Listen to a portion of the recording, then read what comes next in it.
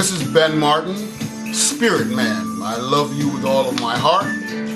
This is video 34, and I want to ask you a personal question.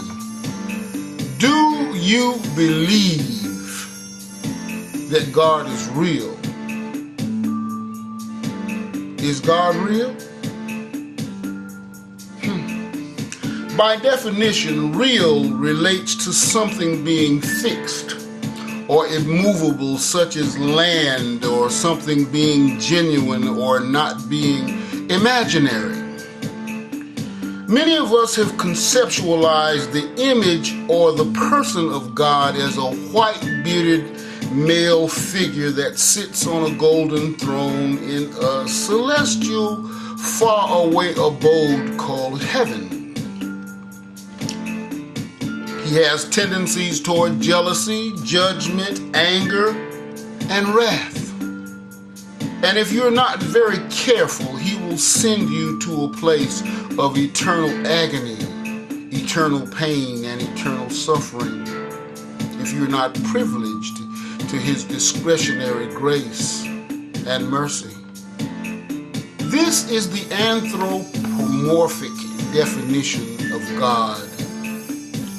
Tell me, is there anything that one of your children could do for you to throw them into a pit to receive eternal pain, eternal agony, and eternal damnation? Aside from your children, would you even consider doing this to your worst enemy? Of course not. And God will never, ever do it to you, no matter how hard you try. First of all, when we attempt to make God fit into a man-made mold, we have lost the spiritual component at the very beginning of this investigation. Secondly, we place God in a faraway celestial heaven, then this compromises the physical component of our connection to God. Let's use our imagination for a moment. Imagine a big punch bowl that has no etching on it, just a very big, plain, clear punch bowl. And we will call this punch bowl the universe. Let's fill this punch bowl with water, and we will call the water existence. Now let's add some red punch to the water. We want to take a large spoon or ladle and mix the red punch. Now that we have red punch, we will call the red punch, for demonstration purposes, God. Everything is blended. The red liquid held in the bowl, which was the universe, mixed into the water, which was existence, and colored and blended with the red punch mix, which we call God. We can now say that based on this demonstration, God is suspended throughout all existence, and all existence is suspended throughout God. Let's say if this were a valid experiment, nothing could exist outside of God's presence. In this case, I just want to establish a visual reality to support the investigation of is God real? If the punch bowl was the universe, if the water was existence, and the red punch was God, then the evidence would be overwhelming. Let's investigate just a little more deeply. To say that presence or supreme intelligence does not exist would be the equivalent of saying if I took some black ink, put it in a bucket with some thread, some paper, some cardboard, I shook it up and poured it out on the floor, and out would come an encyclopedia. The likelihood of this is exponentially impossible, and so is the arbitrary, coincidental non-directed creation of the physical universe impossible.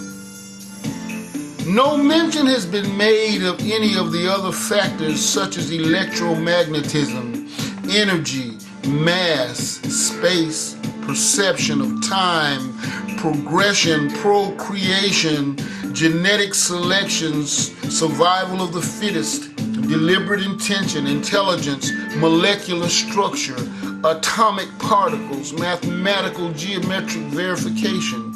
So much more that we don't have the time, the space, the inclination, the capability, or the wherewithal to quantify or even to make mention of.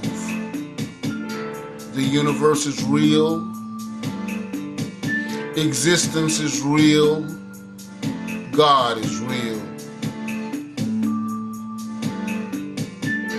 To find God, to know God, requires that you realize that for you to exist, God had to become you first. Yes. Your relationship to God and Jesus' relationship to God was the exact same relationship. Over 2,000 years, so many man-made accounts have been attributed to the existence of, the true identity of, and the divine nature of Jesus. Jesus was not deity in the sense that you have been taught to believe as the only begotten Son of God. You are as much the nature of presence as was Jesus. The physical nature is born of the invisible seed of spirit as a microscopic sperm cell, representing the invisible, immaculate conception of each and every human body. There is no other way, and there are no other choices. There is but one spirit essence, and this is the same spirit essence that is in each of us. This essence is represented as the one all-pervading spirit of presence. Jesus did not want to be prayed to. Jesus did not want to be worshipped. Jesus' sole mission was to lovingly lead us back into the remembrance of whom and whose we are. Our primary instruction from Jesus was simply, love ye one another. This is so very, very simple. It's impossible to get it wrong unless you actually try. The only one who does not know what love is one who is psychotic.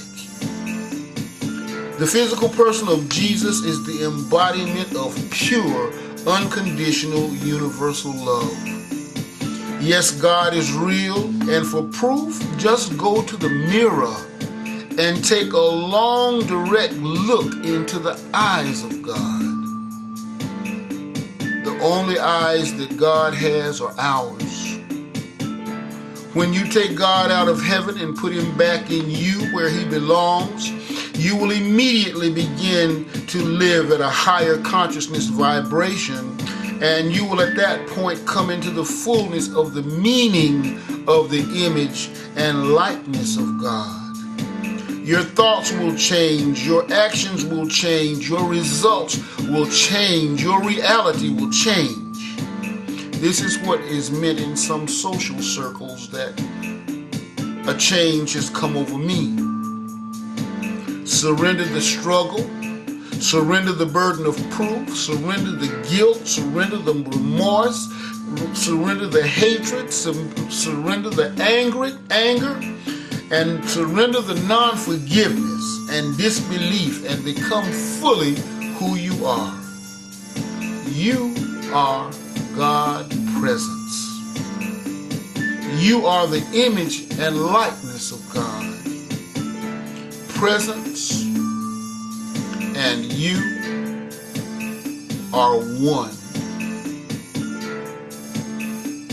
And that's just the way it is. This is Spirit Man. This is Spirit Talk. And I love you with all of my heart.